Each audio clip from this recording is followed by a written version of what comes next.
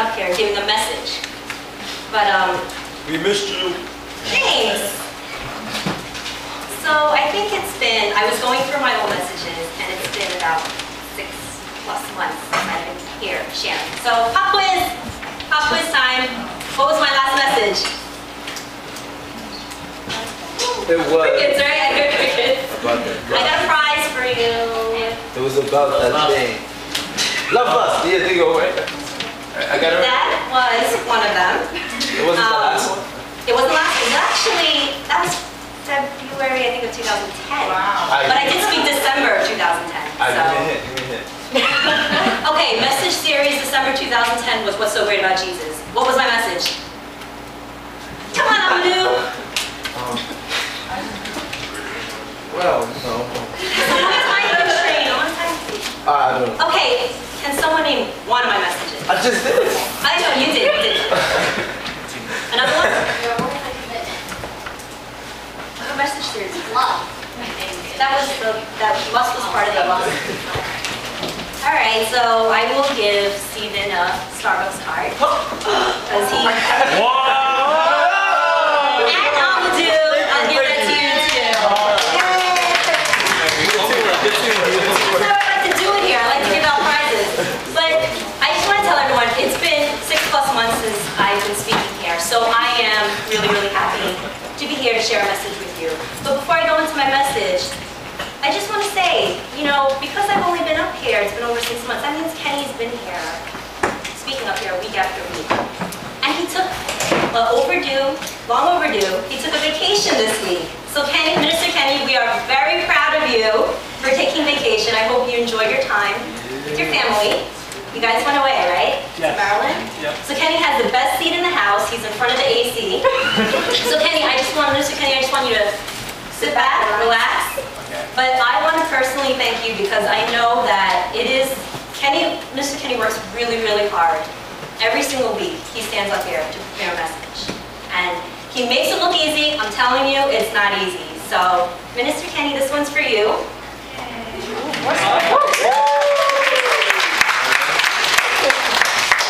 I hope you enjoy your vacation. And in honor of you, Minister Kenny, I dressed like you today. This is for you. So, a couple of weeks back, I was in Brooklyn, and Coach Charlie came into Brooklyn, and we went to get bubble tea. And when we were driving back, we had to cut through a neighborhood, Borough Park. I don't know, who's from Brooklyn? Yeah? Okay, you guys familiar with Borough Park? No? So a couple of weeks back, I'm sure you may have heard from the news, really, really sad story where an 8-year-old boy was killed, right? So there was that one evening, I was driving with Coach Charlie, and we had to cut through Borough Park to get back to my house, and the cops were all over the place. You know, the streets were roped off, there were detours. We had no idea what was going on. We thought, okay, it must be a car accident. There were double parked cars everywhere, cop cars. We had no idea, but then we started to see this flyer posted on people's cars, posted on trees, and it says missing boy, you know, 8-year-old boy. And you know, Borough Park is not too far from where I live, and when I got home that night, I actually heard on the radio that there was an 8-year-old child missing. So it wasn't about a car accident. A child has been missing for pretty much a day and a half. He was coming home from you know, summer school program, and it's a really sad story because this 8-year-old boy, he asked his parents, you know, I think I'm old enough to walk home by myself. He was like, I don't need you guys to pick me up anymore. I'm a big boy now. I want to walk home from school. And his parents, they didn't feel comfortable about it. They've been picking him up every single day, and they were just like, we still want to pick you up. And he was like, come on, Mom, Dad, like I want to go home by myself. Like I'm old enough, and school is just maybe 5-7 blocks from the house. So his parents were like, okay, as a compromise, you walk, you know, halfway by yourself. We'll meet you halfway, and we'll wait on this corner. So when the summer program, class dismissed, parents are waiting on the corner, and the boy never showed. And as we heard from the news, he was killed. What happened was he left school, and he, you know, maybe he knows this is his first time he's going to be walking by himself. He just blanked out, forgot the pathway home, the same path that he walks home every single day. And he wandered off the route to go home. Ended up, you know, a couple of blocks just off the neighborhood. And he came across a man, and he asked for help. He asked for help to bring him back home. You know, it's just a really sad story. And as we know, the man actually is the one that takes his life. And the very next day, the news broke out that his body, this 8-year-old boy, his body parts were found. And right away, this community that has pulled together for this family, looking, searching for this boy, the cops, nonstop, from the moment he was missing, they were looking for him. People came from other states. People came to support this community. And when the news broke out, it was devastating. It was devastating because you just cannot make sense, and you cannot wrap your head around it, make any sense about it. So after the news broke out that he was found, they had a funeral for him right away, and they had over 1,000 people attend the funeral for this 8-year-old boy. And everyone came together for these parents. And a lot of rabbis came to speak at the funeral, and it was just a gathering. But I was really, so as I was listening to the news, I was following the news every single day that week. As I was listening to the news, I was amazed at the father of this 8-year-old boy, because he attended the funeral. He attended the funeral, and he, at the end of the funeral, he thanked all the rabbis for coming and speaking. He was very gracious to everyone that has tried to help look for this boy. He was very gracious to everyone that came to show their love and support at the funeral. And when he spoke to the public, I was so amazed at what this father of this 8-year-old boy said. He said, "I thank God that I had the son. That for 8 years, he's brought so much joy to my life." And that's what he said. This is what the father said.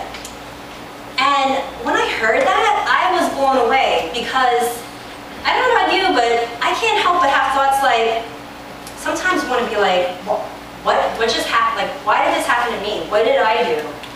Or it could be, if I get my hands on that man that did that to my son, right? Aren't those the thoughts we would naturally have?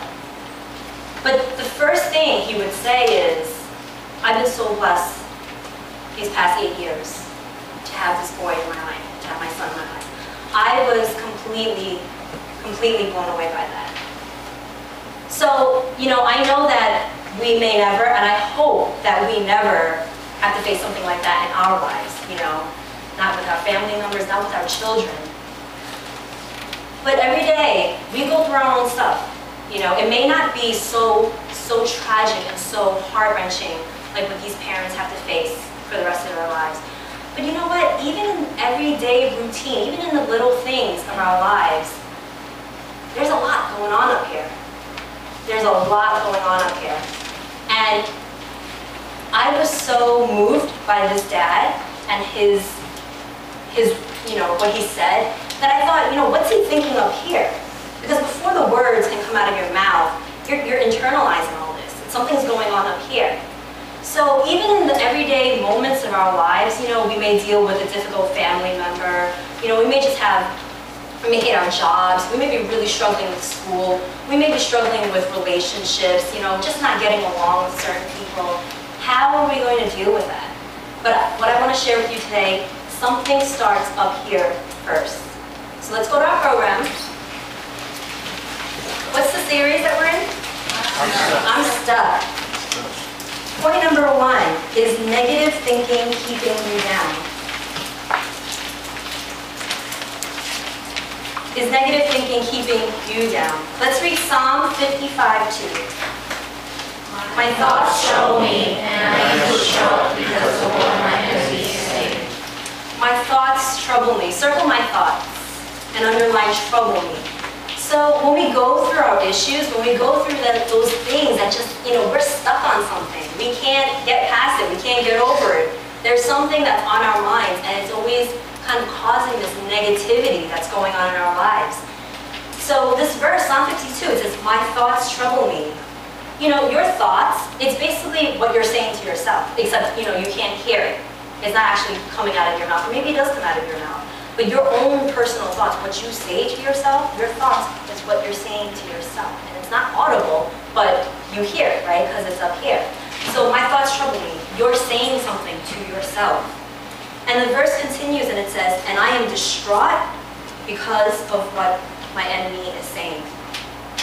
So not only do we say things to ourselves that brings us down, but sometimes it's what people are saying, whether to us or about us or behind our backs, and it gets back to us. So this negative thinking, it comes from what we're saying to ourselves and also what people are saying to us. So negative thinking, I picture like this. Negative thinking is like the wheel of a ship, right? So whether you're on a small ship, it's still steered by that wheel.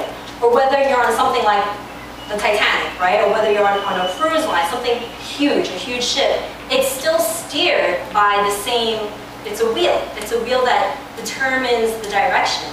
And the way that we think, it's the same way. The way that we think, it's going to determine how we deal with certain issues, right? The way that we think is going to determine how our lives are going to play out.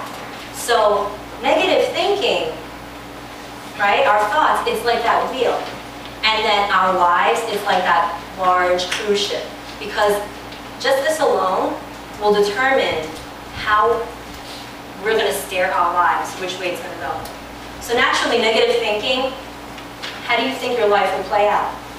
Or how people will see how you react? Because it shows, right? It starts from the inside, and then it shows outward. And that's how I picture what negative thinking is. It starts right here. It starts with your thoughts. It is what you say to yourself. And it is how you take in what other people may be saying to you or about you. So we're in this message series called I'm Stuck. And this verse, Galatians 5:1, has been with us for the past 2 weeks. So let's go to point 2. Jesus freed you. Jesus freed you. Let's read Galatians 5:1 together. It is for freedom that Christ has set us free. Stand firm then, and do not let yourselves be burdened again by the yoke of slavery. It says here in Galatians 5, this is our theme verse. It is for freedom that Christ has set us free. We do not have to be stuck. We do not have to be stuck in our negative thinking. Jesus came for that reason, to free us, so that we are not bound, we are not burdened, we're not chained down by these things that really, really get at us. You know, last week, Minister Kenny shared a message. He was talking about not being stuck on loneliness, right, feeling lonely. And he said, he asked, you know, how do people go shopping? Because, you know, they're feeling a little lonely. I was one of the people that raised my hand. Or he's like, how many people are on Facebook all the time? Because, you know, it's the same thing. I'm going to apply that same thing, you know. When we're so stuck in our negative thinking, sometimes we just want a distraction, right? We want a distraction. So, you know, I'm not feeling so great today. I'm going to go shopping, you know. It's the same exact thing. It's if we use it as a distraction. Sometimes we feel like, you know what, I'm due for a vacation. Get me out of here. You know, I want to go to Bermuda. I want to go to the Bahamas. I want to go to the islands. Get me out here. But whatever's bothering me, it's still here, right? I am going to take this with me. It goes with me.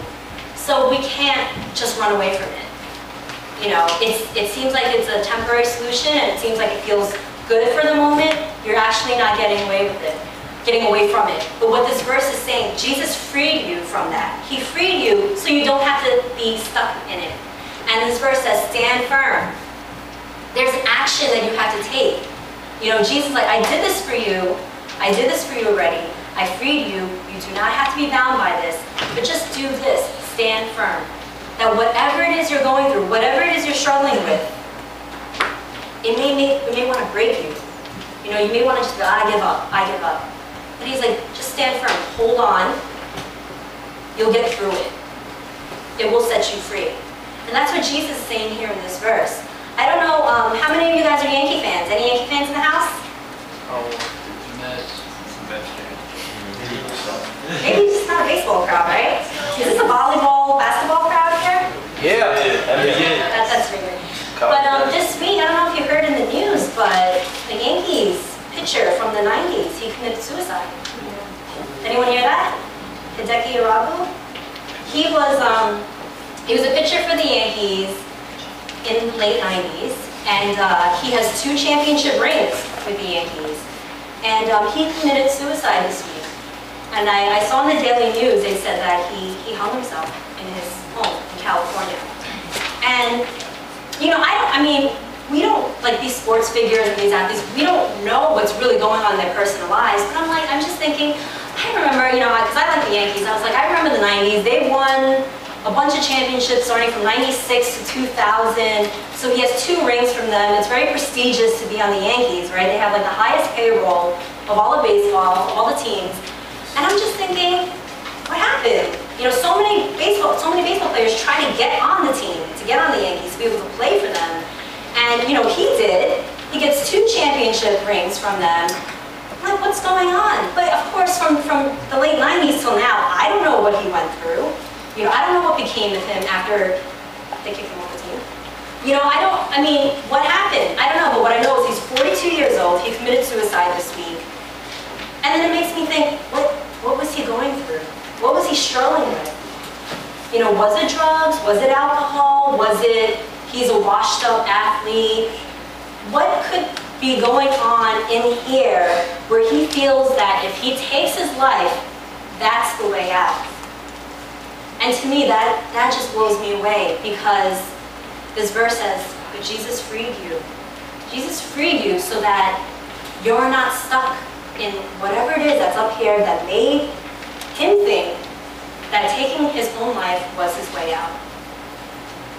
And we don't have to do that. Jesus freed us already, and he says, stand firm. So what I want to share with us today is how did Jesus do this? How can Jesus free us from negative thinking? So if we go to point number 3, this is what I want to share with you today. Renew your mind with Jesus. Renew your mind with Jesus. Let's read John 14:6. Jesus answered, I am the way, the truth, and the life. Jesus answered, I am the way, and the truth, and the life. Let's circle the way. Jesus, in this verse, Jesus is saying 3 things. He is 3 things. He says, I'm the way. He says, I'm the truth. Let's circle the truth. And he says, I am the life. So what is the renewed mind? So, okay, so we know Jesus freed us, right? Jesus freed us. And he says, stand firm. Don't be held down by these negative thoughts. Don't be held down by the issues that you're going through. And Jesus says, I am the way, the truth, and the life. Renew your mind with Jesus. See, the renewing of your mind, it doesn't mean, okay, you got problems? Try to be something else. You know, this is not working for you. I'm miserable at my job. I hate my school. My relationship's not cutting it. I'm gonna try to be like Anna. Because I see Anna, she's happy all the time. She's positive. You know, so I'm gonna try to be like Anna. I don't wanna be me anymore. I don't wanna be Emily. It was no fun. I'm down all the time. And renewing your mind is not trying to fool yourself, like make believe you're someone else. Make believe you're something else. Take on the life of this celebrity because she's looking good and she's looking glamorous and she doesn't look like she has any issues, you know. That's not what Jesus is saying. He's not saying make believe and try to be someone else. You are you. He made you this way. You are you. And it's not saying, you know, fake positivity.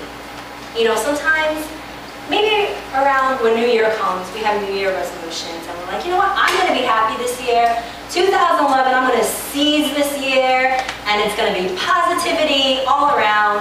And then, you know, for the first week, you have Facebook statuses that's like all optimistic and it's, you know, I'm going to have a wonderful Monday. And you know what, then it slowly trickles off and then it's not. And then you start seeing statuses that start with, like UGH, right? And so what happens? You know, what happened with that? It's just fake positivity. It doesn't work. That's also fooling yourself. It's fooling yourself for thinking that everything's going to be great. There's nothing that's going to be wrong. You know, saying positive mantras to yourself, you know, seize the day. You know, it's not going to work. And what Jesus is saying here is don't fool yourself.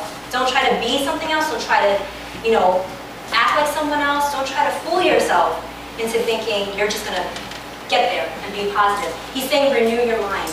So renew your mind, it means take out the negative thinking, but you got to put something in place in it, right? If you want to take out negative thinking in your head, you take it out, but what goes in place of it, right? Because it has to be something, right? It's not just rocks up here, right? Like you're going to have some sort of thoughts. So if you don't want negative thoughts, you have to put another type of thought in place of it. And Jesus is saying, take this on. Take what I'm saying for yourself. Replace the negative thought, put in my promises, put in my words. And he says, I am the way, the truth, and the life. So I also want to read the verse underneath that, James 1:5-6. Let's read that together.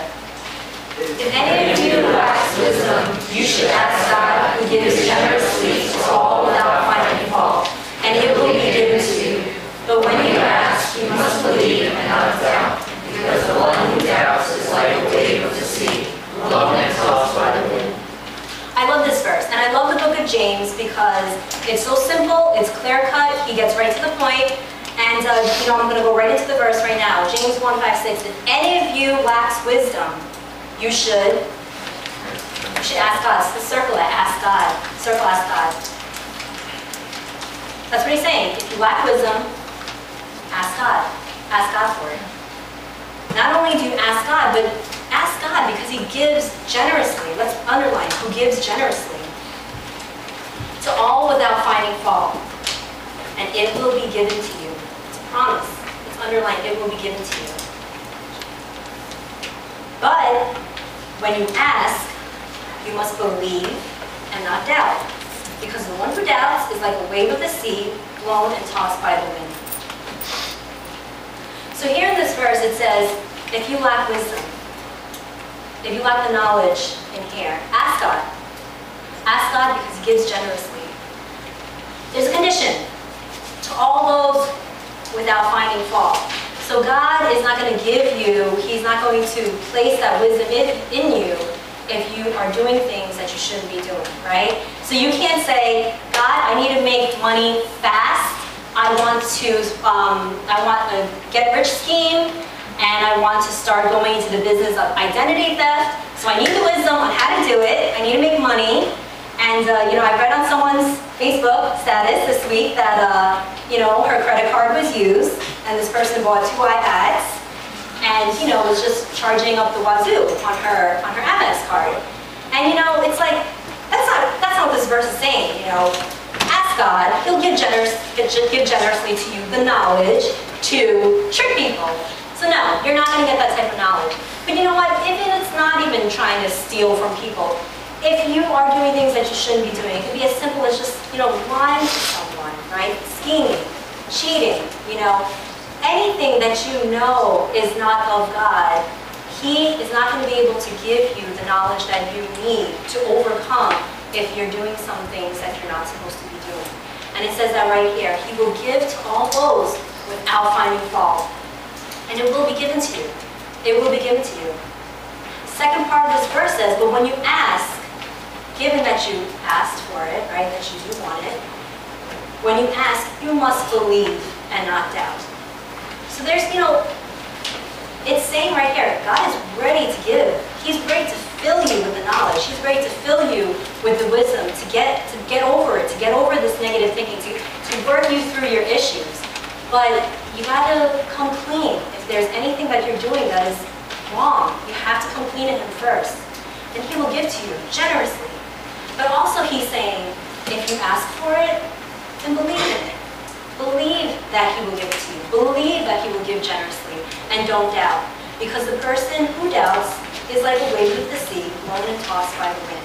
And I believe that this, Yankee pitcher, whatever it was that he was going through, the circumstances of his life, his issues, his difficulties, he wasn't standing firm. He was blown, like the sea, the tossing of the waves. And he probably, he couldn't take, can you imagine constantly being blown, thrown this way, thrown that way, and you're like, I can't take it anymore? If I didn't live, that would be even better. So you can imagine that with that doubt, you can't stand firm with doubt. You will be thrown back and forth, back and forth, back and forth. So today, I I want to leave with you 3 things that can help us to change that negative thinking and have a renewed mind so we can break free from these issues, right? And I want to share this really, really inspirational story with you. It's in the Bible. It's in the book of John. And before we even go to point 1, I just want to read John 9.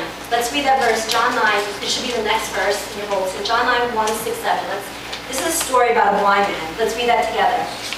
As he went along, he saw a man blind from birth.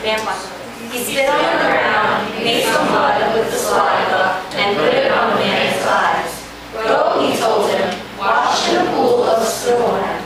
So the man went and washed and came home clean. So as he went along, he is Jesus. That's the he in the story. So as Jesus went along, Jesus saw a man blind from birth. Let's underline a man blind from birth, because that's what this story is about. It's about a man blind from birth.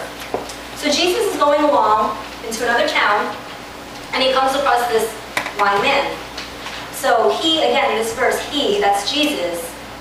Jesus is the one who spits on the ground. He made some mud with the saliva, and he put it on the blind man's eyes, right?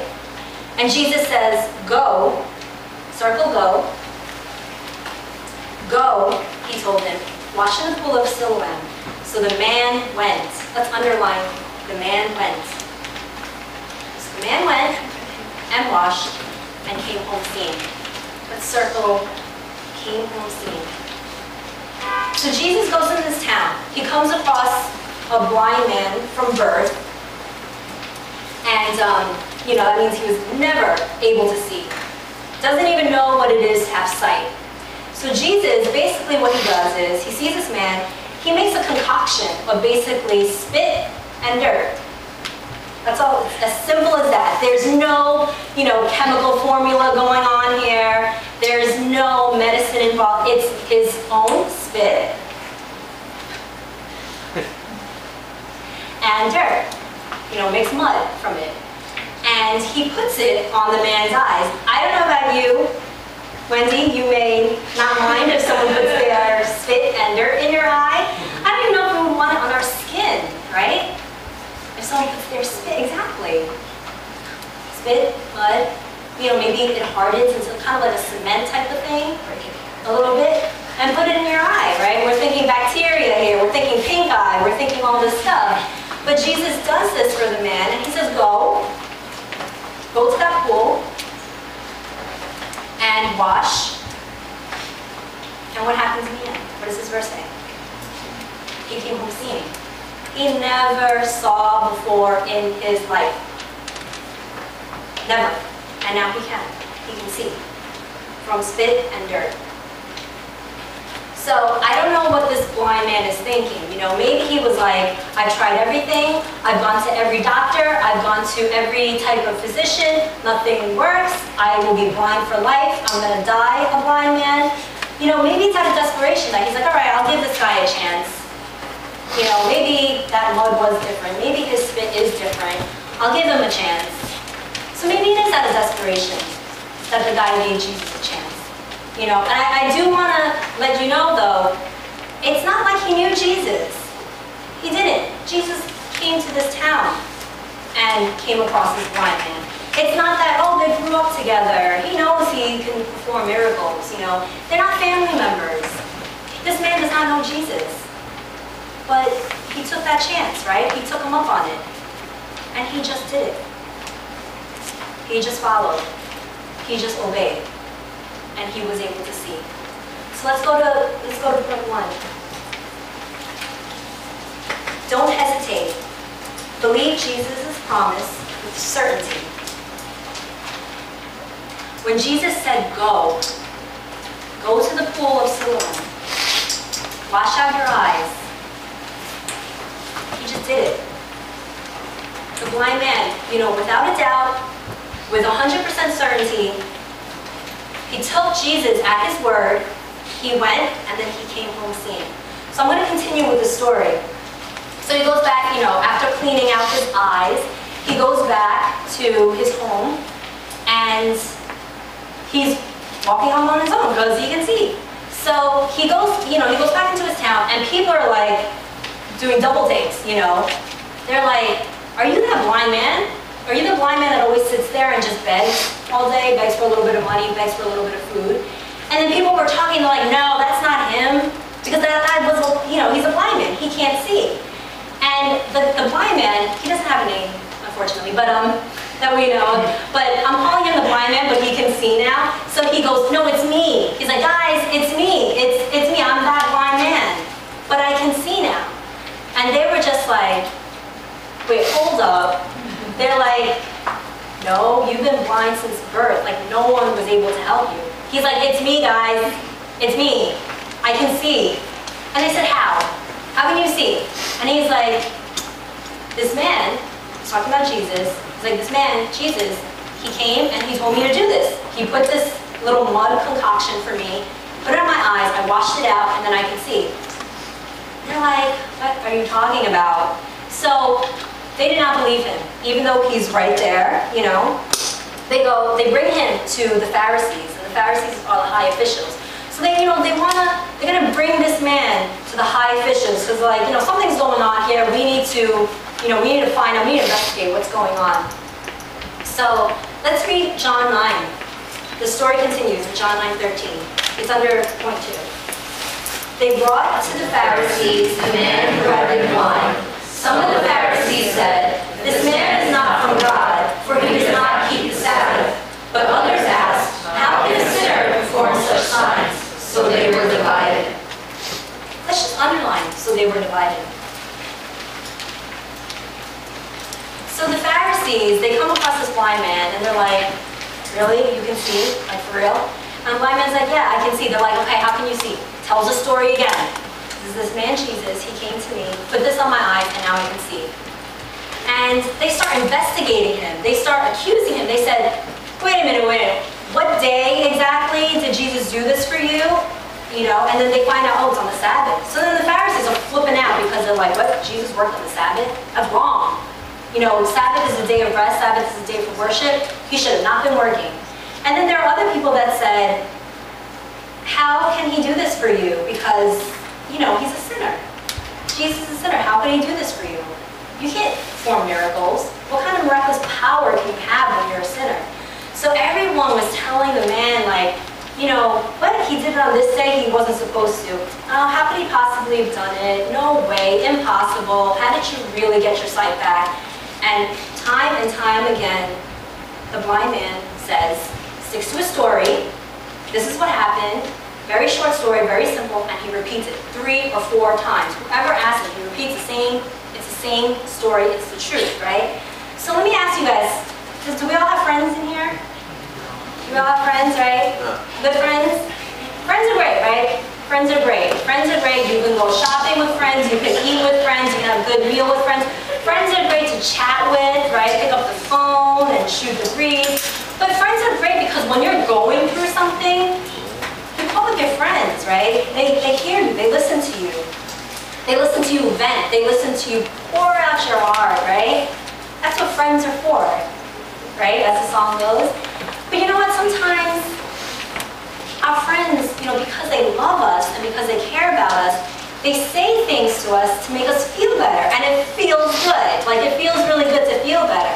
But sometimes the advice that we can get, it just makes us feel we're justified in our thoughts. What I'm trying to say is, it may not always be helpful and it may not always be productive because they want to say things to make us feel better. That is sometimes the ultimate goal, instead of saying something that you may really need to hear.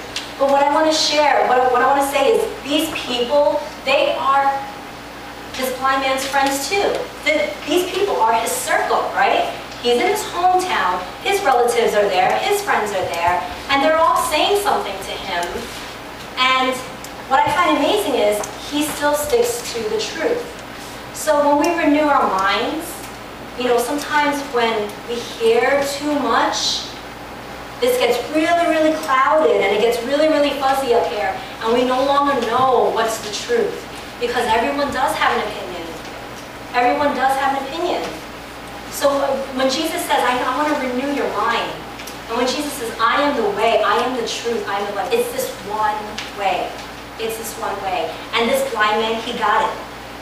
He got it. The encounter that he had with Jesus is not just about restoring his sight. The encounter he had with Jesus was a renewed mind. He's like, wow, this man is different. He did something completely different. I cannot get it from anyone else. So, he continues on John 9:30-33. This is the man's response. Let's read that together. The man answered, we know that God does not listen to sinners. He listens to the godly person who does his will. Nobody has ever heard of opening the eyes of a man born blind. If this man were not from God, he could do nothing. Doesn't this verse sound like the verse in James? This man is pretty much paraphrasing the verse in James. He's saying, we know that God does not listen to sinners. Let's underline, God does not listen to sinners. He listens to the godly person who does his will. That circle does his will. And he goes on to say, nobody has ever heard of opening the eyes of a man born blind. If this man were not from God, he could do nothing. Let's underline that last sentence. If this man were not from God, he could do nothing. So he's basically telling the people, no, Jesus is not a sinner. He's not like the rest of us. Because if he was like the rest of us, he wouldn't have been able to open my eyes and let me see. So he sees Jesus as completely different. He has looked at Jesus and he says, I set him apart. And he says, this man is from God. Because if he were not from God, he would not be able to do anything. So let's fill out point 2. Don't be misled. Jesus is the only way. Don't be misled. It's not about hearing, the Pharisees said this, the people said this, everyone's talking to this man, and this man is like, no, Jesus did this for me. He's the only one that could do this for me. He is the way, the truth, and the life.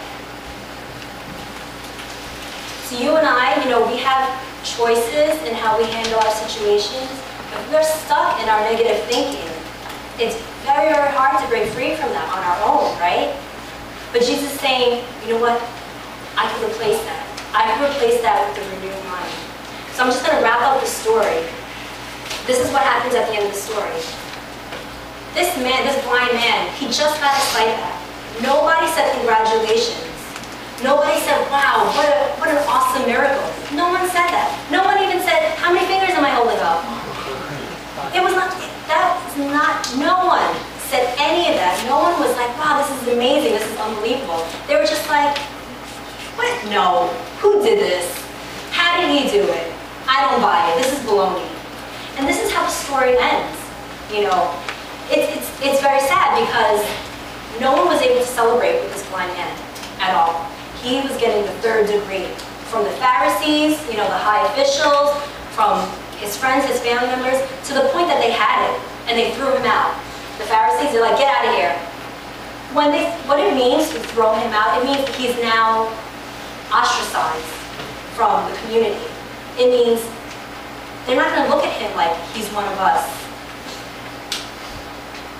It's ironic because when he was blind, it's like they welcomed him more. And now that when he can see, and he explains how he can see, they don't want anything to do with him. Threw him out of the synagogue. They think the story's baloney. They think, you know what, this can't be. They cannot get past the thoughts that they have. And all the thoughts that they had, it was negative. And you know what, if we're going to keep that negativity, Jesus can't do anything for us. He can't do anything for us if we're going to choose to stay right there. It is that we have to stand firm, accept Jesus at his word, his promises, and put that negative thinking out of the way. Then he could be like, I will give generously to you. I will give you the wisdom. I will give you the knowledge to go through whatever it is you have to go through. So I just want to finish up. Today with point 3. Don't fight it. Don't fight it. Humble yourself in front of Christ. Humble yourself in front of Christ. And let us wrap up. Let's read John 6. On hearing it, many of his disciples said, this is our hard teaching. Who can accept it? You do not want to leave too, do you? Jesus asked his 12. Simon Peter answered him, "You have the words of eternal life. We have come to believe and to know that you are the Holy One of God." So this verse, Jesus had many, many followers. He was going from town to town. He was performing miracles. He was teaching. He was preaching. And some miracle like this that he just did for this blind man, a lot of his disciples, they said, you know, some of this teaching, it's pretty unbelievable. It's kind of hard to just believe in it and accept it. So let's underline this is a hard teaching and circle who can accept it. So Jesus turns to his 12 closest, most trusted friends, and he says, "You do not want to leave too, do you?" Simon Peter, which is one of the 12, he answered him and he said, "You have the words of eternal life. We have come to believe and to know," let's circle believe and to know. "We have come to believe and to know that you are the Holy One of God." So same thing like the story of the blind man. Jesus is asking his 12 most trusted friends. And he said, you know what, people have stopped believing in me. People have left. And he asked the same question, you do not want to leave me too, do you? And you know, when I read this verse, I was kind of hit my heart because I felt Jesus was saying to me, Emily, you do not want to leave me too, do you? Because I would not be able to share this message with you today if I wasn't going through something myself. I can only speak to you with authenticity. It's not easy. I know, it's not easy. So Jesus says to me, Emily, you do not want to leave too, do you? When he's saying you do not want to leave too, do you, it means, are you going to leave because this is too hard to believe?